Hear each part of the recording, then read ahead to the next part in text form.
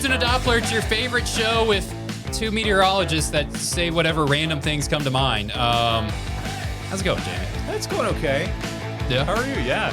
I'm doing pretty good. Actually, you know what? We've turned the corner on the cold and the snow, and I think that I think everybody is just feeling a sense of relief. I love how things quickly teeter-totter, where we went from the record warm for Christmas, and people were like, is winter ever going to come? And then we had like 1 or 2 weeks of that winter cold, and people are like, okay, we're done. Bring some warmth back. So, and then I imagine after a week or two of that, kids are going to be like, can we get some more snow days? Some more snow days. Can we get some cold temperatures back? Sure is pretty. Yeah, because then you start feeling like the end of winter coming. I mean, like, we're in February now. Yeah. So you start, we've still got winter to go, but it certainly starts to feel like, hey, we're on the back end of this thing. And here comes springtime. Winter to go. Is that your forecast, or is that Punxsutawney Phil's forecast? That old Punxsutawney Phil. We'll talk about that today. We had to. We were going to talk about it last week. We were going to give our thoughts on it, and then me and Jamie started ranting about Facebook comments, so we didn't get to that. But don't worry. Yeah. We're going to talk about the most famous forecaster of them all, and then is it the most famous forecaster of them all? Who else would it be? Al Roker, Willard Scott. Willard Scott, Al Roker, Jim Cantori. Jim's up there. Yeah. Some people probably, I would argue Ryan Hall is probably. I can't. My generation doesn't know who. Him above like a James Spann or someone that. I'm not arguing quality. I'm just saying I think my generation doesn't know James Spann. I cannot believe that. I can't believe. No. Gary, do you know who James Spann is? He doesn't know who Ryan. He doesn't know who Ryan Hall is. Gary, do you know who Ryan Hall is? Okay, well, that's not too helpful. It doesn't help us solve the argument too much. It doesn't.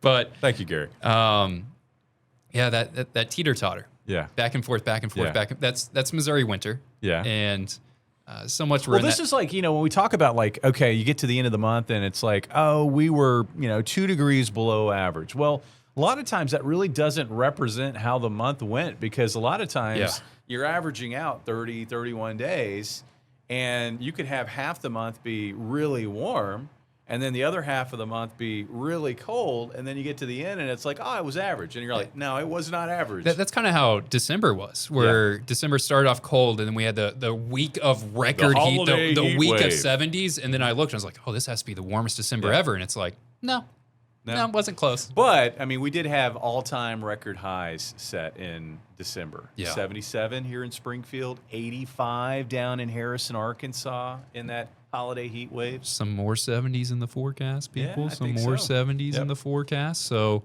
you want to talk about Punxsutawney right now? Yeah, let's talk about punks. I feel like this is a good transition. Before we talk, I like that you just said punks.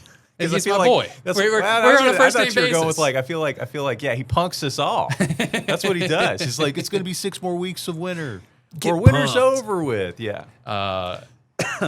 Gary, go ahead, pull that video up. We'll talk about old Philip. If you haven't heard from now, I'm calling him the most famous forecaster. Jamie is not willing to do that just yet.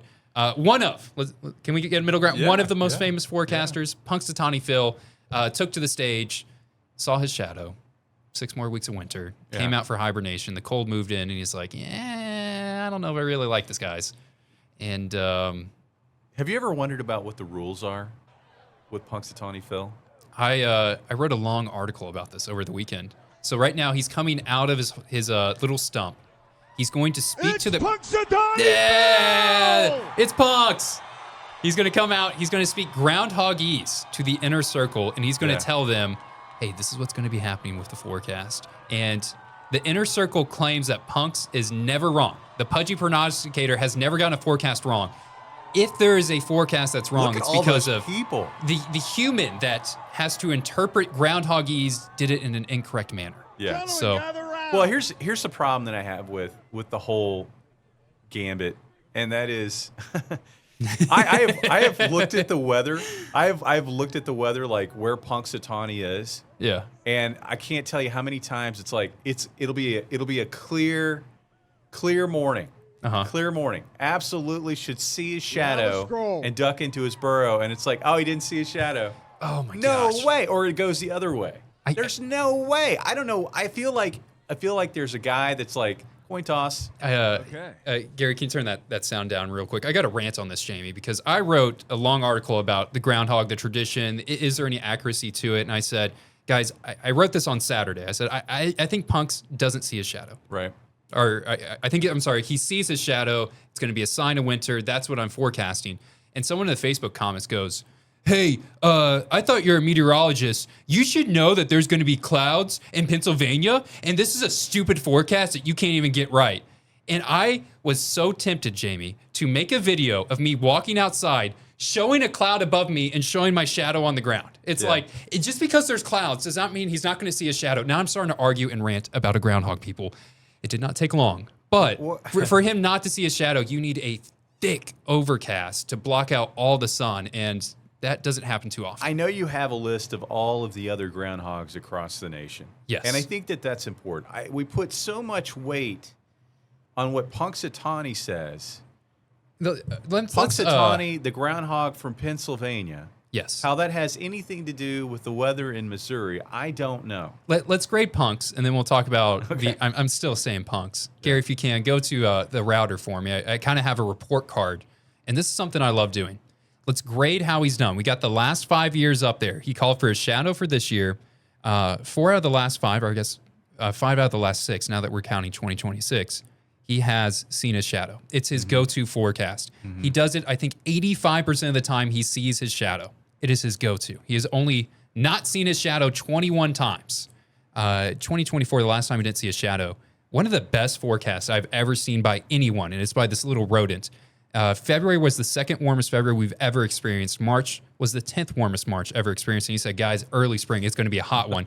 Absolutely nailed it. So A+. I tried my best to give him partial credit. Some of those B's and C's were very generous on the grading, okay? The National Weather Service was a little bit tougher grader than me. They said, Phillips, about 35% accurate. And you're like, oh, that's not too bad. Jamie, if question 1 was, hey, Phil, are we going to get a late winter or an early spring? He's batting 35% on that. That means if question 2 was, hey, Phil, I got a quarter in my pocket, I'm going to flip it. Right. He almost has a double chance to get the coin flip right rather than the forecast. So he's 15% worse than a coin flip.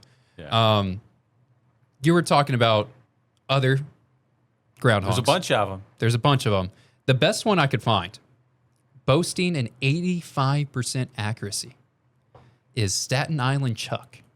85%. Other kind of famous ones, you got Jimmy the Groundhog, Woodstock Willie over in Chicago. Woodstock Willie is a little bit better than a coin flip at 60%. You got French Creek Freddy. You got Marveline Melv. You got Dunkirk Dave. You got Poor Richard. Uni the Groundhog. Hotsville Hal. Yeah.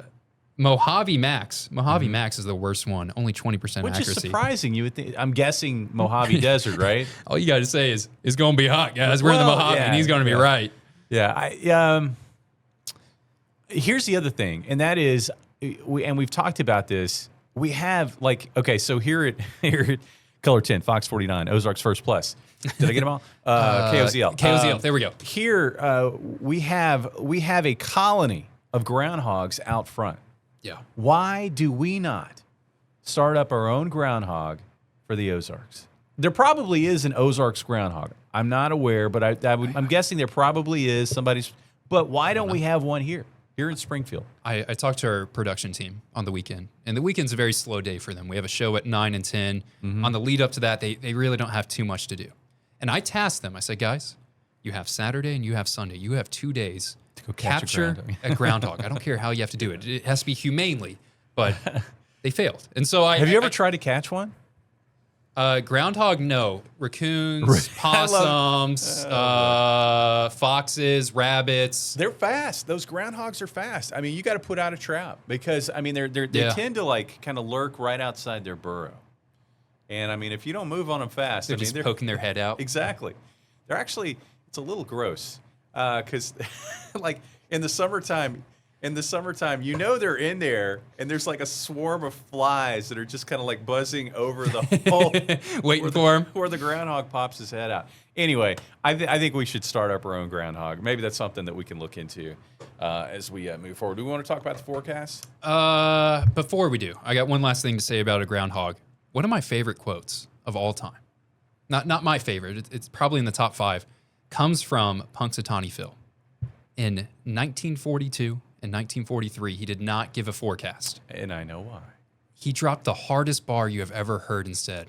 He said, the clouds of war shadow us all. World War II is going on. He's like, the clouds of war shadow us all. Didn't forecast. I'm like, wow. That is one of the best quotes I've ever heard. And it comes from a groundhog. Yeah. I think it's a good way to end it. They didn't want to give away the weather conditions. They didn't want to. Oh, I forgot. Yeah. Yes, they were. That wasn't just a decision. They were required not to give weather conditions for Yeah. national security's sakes. You were not And, allowed. and I mean, if you follow World War II history, you know how much the weather played into decisive battles and who won those decisive battles. So important. Yeah. Let's talk about the weather today, not the weather in 1942. I don't think people are tuning in for that. I do think that's very interesting. If we start that can of worms, I would talk about it for 10 minutes.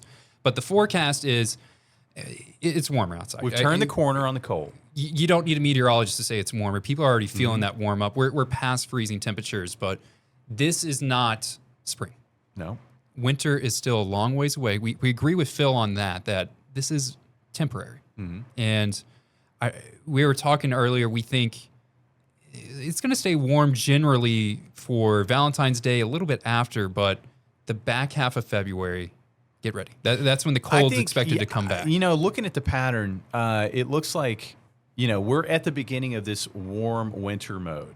And I think it's going to run into the 3rd week of February. So past the middle of the month. Sometime probably late in the 3rd week of February, going into the last week of February, that's when I think the pattern will flip back cold again. And then we'll have a run of cold weather from the end of February, maybe to the first half of March. So there's still plenty of room for cold weather. I mean, February is notorious for very cold conditions, big winter storms. So there's plenty of room for that still. Right now, though, we're in that interlude, and I think we just need to enjoy what should be generally, a period where highs are commonly in the 50s and 60s. There could be some colder days in there, but generally over the next few weeks in the 50s and 60s for highs, and there are going to be a few days where I think we hit 70. Something else we're tracking, and I want to put this with an asterisk because we're filming this on February 5th, and if you're watching, it comes out on KOZL on Monday, so a little bit later. For CTV people, you're going to get it early. That's the advantage. If you're watching on KOZL, you want the show earlier, you can watch it a couple days earlier than that. But something we're watching is this going to come crashing down? When we get back to cold, is there going to be some severe weather chances? At this point, I can't say absolutely yes or absolutely no, but it's something we need to keep an eye out on. Is anytime you get really, really warm at the start of spring or at the end of winter and that cold rushes back in, that's a chance for some severe weather opportunities. That's what we're roughly eyeing. It's on our radar. We saw that back in January because we had that holiday heat wave and then it spilled over into the first half of January. It wasn't as warm as late December, but it was still warm for January. And then at the end of that, we kind of ended that warm spell with a risk of severe weather. We didn't see really much here in the Ozarks, but there was severe weather just to our east and southeast. And I think that's probably, as you said, what we're going to find at the end of this warm spell. There's probably going to be some severe weather at the back end. At this point, we know someone's going to get some severe weather. Is it the Ozarks? Is it Arkansas? Is it Kentucky? Is it? We don't know where, but it's going to come crashing down for somebody. Yeah. But crashing down. This is a good transition to. We got some good videos, and it's been a while since we've done this segment. Anytime things are quiet in our area, we like to take a step back and find some interesting weather videos and talk about it. This is what we like to call It's Raining Somewhere. Roll it, Gary. It's raining somewhere. We're taking you to Indiana. That is where this story is going. We got a intoxicated individual in a pickup truck with about a foot of snow on the ground. Raccoon? It's not an intoxicated raccoon. Not an intoxicated raccoon. It's an intoxicated adult making dumb decisions. Gary, if you can pull up this video for me. We got a police chase. And this truck was reported driving over 100 miles per hour earlier. Officer Matt Reynolds following the truck through a cornfield. Look at all the snow that just starts getting slung up. This guy was arrested. He's digging in. Oh my gosh. they hit him for resisting law enforcement. Criminal misdemeanor charge for causing damage to an agricultural property, operating a motor vehicle while intoxicated, and reckless driving. But we're watching this officer chase him down in a field. Can you imagine having to drive as fast as you can through that guy? That guy in the truck thought, "Hey, I'm going into the field. The officer's not going to follow. He's not going to be able to keep up." I think the officer's doing an excellent job. This officer's right on keeping up. Yeah. You think the truck would have the advantage here? But what is this? A Crown Vic? He's following him in. Yeah. Or quote from the officer. He said, "This is where we throw in the Bad Boys song." Bad boys. What Despite this bold strategy, the suspect vehicle eventually came to a stop in the field, and the driver seated himself atop the cab of the truck. So I wasn't there, but that makes it sound like after a while, he just gave up. He just gave up and said, "All right, boys, fun's over. It was a good Come run. get me." It was a good run. But obviously innocent until proven guilty in a court of law. But fun little race through a cornfield. This is a little bit different. I know anytime it snows, people are getting out into the parking lots, doing the donuts, ripping some circles and whirly birds and whatever you call them. Do it responsibly. I always just call them donuts. I don't whirly birds. I don't know. I don't know. I'm trying to think of fun terms for them. Sorry for trying to innovate the wheel over here. No. I mean, Did you ever, you got some fun words for wheels too. You got the circles, the roller dolers, rubber circles. You got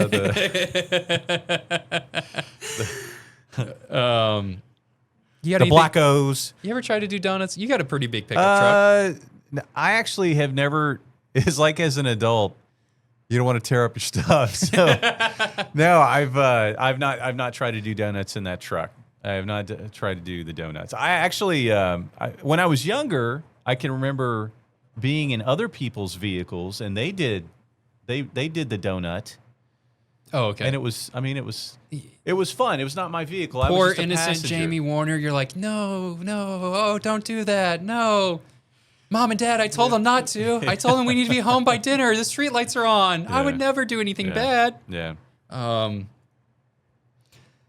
That's wild. Having a police chase through a cornfield with half a foot of snow on it. I didn't even know that there was a law though about like damaging agricultural property. What do we got here? Criminal mischief causing damage to an agricultural property. Yeah, I didn't know that was a thing. So I did a great job reading the script, by the way. You did. I'm anchoring.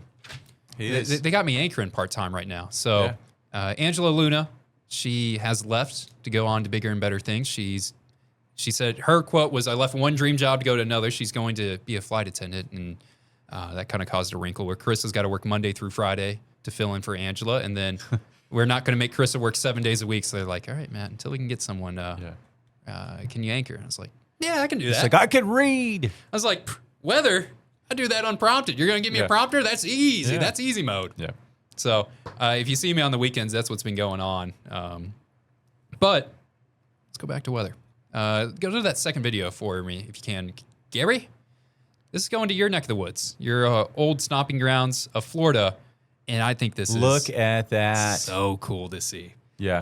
This took place on the weekend. We had that Arctic air mass that brought us down with temperatures of -3 degrees in Springfield. This went further down into the south and just punished Florida. They got temperatures, the coldest temperatures they've had in a decade. Cuba got down to 32 degrees. That was the first time that they have ever gotten a freezing temperature in Cuba.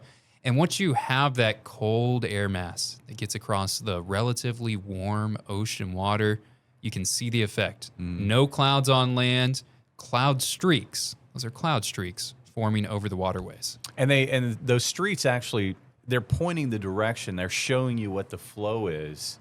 So you can see, okay, the winds are out of the northwest, across the Gulf, out of the northwest, coming across the Atlantic, east of Florida. It's really, I mean, it's mesmerizing. I don't know how you can't look at that and not appreciate weather. It's been a really kind of interesting last couple of years. Of course, you had that big historic Gulf Coast snowstorm last winter. That's the one that dumped Oh, I mean, snow in Louisiana. yeah, gobs of snow. They from had a coastal blizzard Texas. warning in Louisiana. Yeah, in the Lake Charles area. Yes. I think that was the first time ever. So coastal Texas, Louisiana, right into Florida, snow on the ground, snow on the beaches. Yeah. And then they had snow on the beaches in Florida, what was that, a couple of weeks ago? And then we had this big storm that nailed the Carolinas with, like, in some places, 1 to 2 feet of snow. Yeah. I mean, there was snow all the way to the beaches there. And even had snow down into parts of Georgia near the coastline. So just really kind of incredible to see the winter weather that's impacted areas where it's very rare, and we've done it in back-to-back years. I may throw some videos on screen and the editing process of, we got some cloud streaks about a month ago in Springfield. Mm-hmm. And it's the same process here where you had that cold air mass and the streaks that you're seeing. And I remember Facebook was going crazy, and we even mentioned that on Two Dudes and a Doppler, where people were like, it's cloud seeding. They got the cloud seeding up on high. And it's like, that's a lot of cloud seeding if that's what that is, people. That is Mother Nature cloud seeding. That is not anything the government is doing, but it's just a beautiful shot. Crazy cold that goes down there. Jamie, I heard something. Tell me if this is true or not. I heard when it gets very cold down in Florida, 40s, near freezing, I think I know where you're going with this. they have falling iguana warnings. Yeah, iguanas fall out of the trees. And the National Weather Service has to tell people to watch out for iguanas falling on your head as it's a dangerous condition. And here's the thing about iguanas. Iguanas get really big. Okay. Like, they can be several feet in length. Yeah. So, I mean, if you've got this, like, land gator up in a tree, Land gator. hanging out on a branch, and then that guy just decides, hey, you know what? I'm so cold I can't hold on anymore. And he falls out of the tree. I mean, you can imagine getting hit by a 4-foot iguana? A land gator. Yeah. They do get big. I mean, it's really, I mean, it's pretty amazing how big they get. Just slap on down. Yeah. I don't even I never, you know what, so I lived in Northeast Florida. I never saw any iguanas that far north, but I had a trip down to South Florida last fall, and I know in the golly, I'm trying to think, West Palm area, north of Miami. Okay. I saw iguanas running around, scurrying around, hanging out in trees, not falling. Good for them. Yeah, it was so warm. They were okay. All right, let's loop back to the bigger picture of what we think are going to happen. It's warmer now. We were even flirting with ideas. Could we? I don't think we get record warmth out of this heat, but we'll at least flirt with it. We'll have temperatures into the 70s. Anytime you do that in February, that's nice. Mm-hmm. That's rare. That's something that doesn't happen too often. But the bigger takeaway is we're agreeing with Punxsutawney Phil and his 35% accuracy, which maybe something we don't want to attach ourselves to. Not done with winter. We're not done with winter. But see, I think that's an easy call in early February to say we're not done with winter. It is kind of, it is. Because February, like I said, it's notorious. You could have a warm December, boy, but don't lose sight of the fact you got to still get through February. We've had snow, May 2nd? May is that the 3rd, latest? May 2013. 3rd? I think it was May 3rd, 2013. We had officially, I think, 1.5 inches of snow here in Springfield. I was living in Aurora at the time. We had 3 inches of snow. I woke up on that morning. Everything, of course, by that point is green. The leaves have come out on the trees, and there was a blanket of snow everywhere. And I'm telling you, as much as I love the snow, that was pretty disheartening to see that in May. But it was really cool because I feel like that's a once-in-a-lifetime type thing. Kids, you got more chances for snow. That's the takeaway. That's the quick ending and recap of this episode, Two Dudes and a Doppler. We just want to let you know. Thanks for watching. We got more information coming for you next week.